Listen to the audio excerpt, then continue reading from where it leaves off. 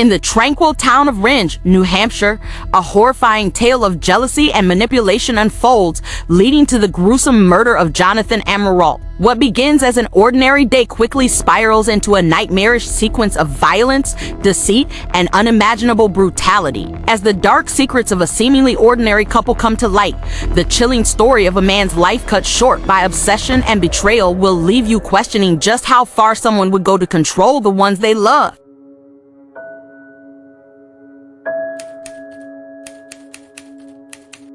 Brittany Barron's life began to spiral out of control the night her husband, Armando Barron, discovered her communication with a co-worker, Jonathan Amerault. This discovery ignited a violent rage in Armando, leading to a brutal confrontation with Brittany. Armando's jealousy, fueled by seeing messages on Brittany's phone, led to physical abuse, starting with choking her until she lost consciousness. The atmosphere in their home shifted from tense to terrifying. Armando's anger grew more menacing, setting the stage for a night that would forever alter their lives. As Armando's violence escalated, Brittany's fear became palpable. The once relatively normal life she knew was rapidly disintegrating into a nightmare. Armando's abuse was not just physical, it was psychological. He sought to exert total control over Brittany, using fear and intimidation as his primary weapons. After regaining consciousness from the initial attack, Brittany found herself in a situation that felt increasingly inescapable, as Armando's wrath showed no signs of abating.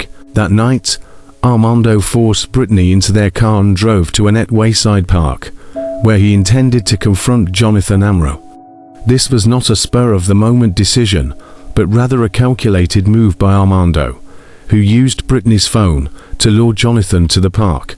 As they drove, Armando continued to assault Brittany, his fury manifesting in both physical violence and verbal threats. For Brittany, the car ride was a journey into the unknown, filled with dread over what would happen next. Upon arriving at the park, the situation took a darker turn. Armando's anger, which had been simmering, exploded into outright violence when Jonathan arrived. Without warning, Armando attacked Jonathan, beating him mercilessly while Brittany watched in horror. The violence was brutal and unrelenting, as Armando channeled all his anger and jealousy into the assault. The park, once a peaceful place, was now a scene of unimaginable brutality, with Jonathan caught in the middle of a deadly confrontation. Armando's fury was not just directed at Jonathan. He sought to involve Brittany in the violence as well. Handing her a gun, he ordered her to shoot Jonathan. Brittany, paralyzed by fear and disbelief, refused, but her refusal only intensified Armando's rage. Desperate to assert his control, Armando forced Brittany to inflict harm on Jonathan in other ways, compelling her to step on Jonathan's neck and later cut his wrists. Each act of violence further shattered Brittany's sense of self, as she became a reluctant participant in the horrific events unfolding before her. Jonathan's fate was sealed when Armando took the gun from Brittany and shot him multiple times. The act of murder, so final and so cold, marked the end of Jonathan's life and the beginning of an even darker chapter for Brittany. With Jonathan dead, Armando's focus shifted to covering up the crime, and he quickly devised a plan to dispose of the body. For Brittany, the nightmare was far from over, as she was forced to continue playing a role in Armando's twisted scheme.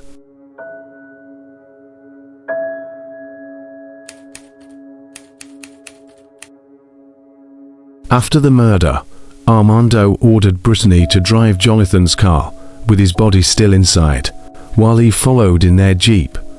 The drive was a surreal and terrifying experience for Brittany, who was now trapped in a situation she could not escape.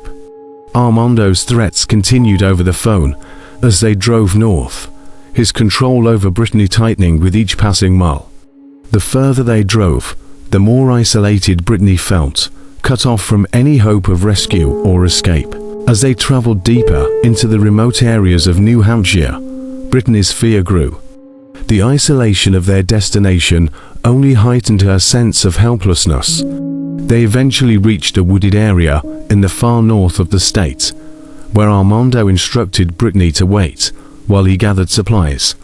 Alone in the car with Jonathan's body, Brittany was confronted with the horror of what had happened and the realization that she was complicit in the crime. The arrival at the remote campsite marked the beginning of a new phase in Brittany's ordeal. Armando's plan was to destroy any evidence of the murder, and he forced Brittany to help him carry out this gruesome task. Over the next several days, Brittany was subjected to more of Armando's cruelty as he ordered her to mutilate Jonathan's body and conceal it in the woods. The physical and emotional toll of these actions weighed heavily on Brittany, who felt trapped in a nightmare with no way out. Despite the horror of her situation, Brittany's survival instincts kicked in.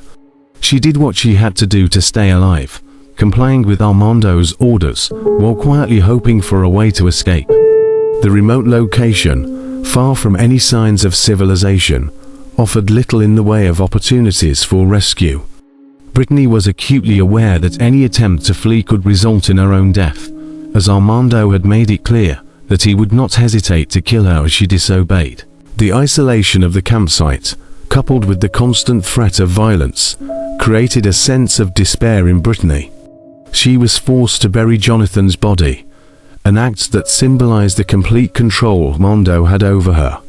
Each action she took was done under duress, with the knowledge that her life was in constant danger. The once strong woman who had stood up to her husband was now reduced to a shadow of her former self, trapped in a situation she could never have imagined.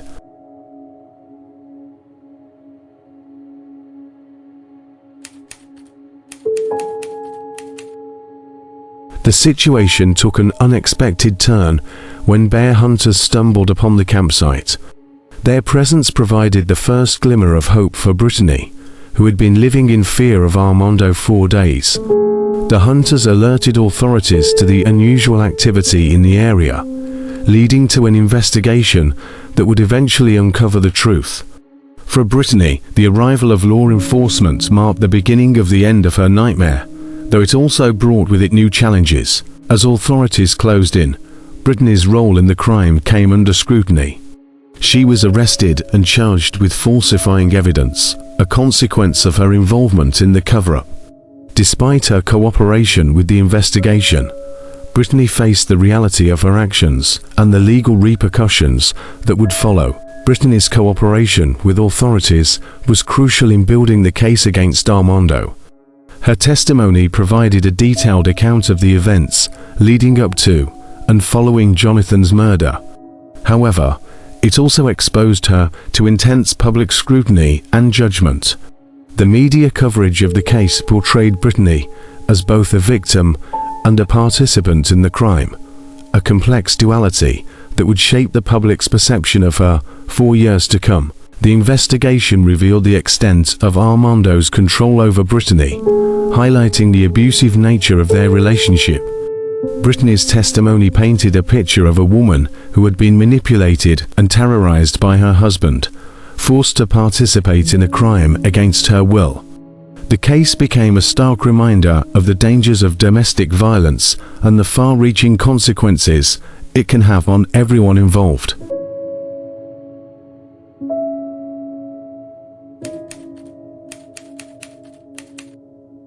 Armando Barron's trial for the murder of Jonathan Amerault was a highly anticipated event, drawing significant media attention. The prosecution's case relied heavily on Brittany's testimony, as well as the physical evidence that linked Armando to the crime. The trial was emotionally charged, with both sides presenting their arguments in a bid to sway the jury. Brittany's testimony was a pivotal moment in the trial. Her detailed account of the events, coupled with her emotional recollection of the abuse she endured, left a lasting impact on the jury. The prosecution argued that Brittany was a victim of Armando's manipulation, and that her actions were a result of fear and coercion. The defense, however, attempted to shift the blame onto Brittany, suggesting that she was the one who pulled the trigger. The jury deliberated for several hours before returning a guilty verdict on multiple counts, including first-degree murder. Armando was sentenced to life in prison without the possibility of parole, a decision that brought some measure of justice to Jonathan's family. For Brittany, the verdict was bittersweet. While it marked the end of her ordeal, it also served as a reminder of the pain and suffering she had endured. The trial left a lasting impact on the community, as it exposed the dark undercurrents that can exist in seemingly normal relationships. The case highlighted the dangers of unchecked rage and the devastating consequences it can have on everyone involved.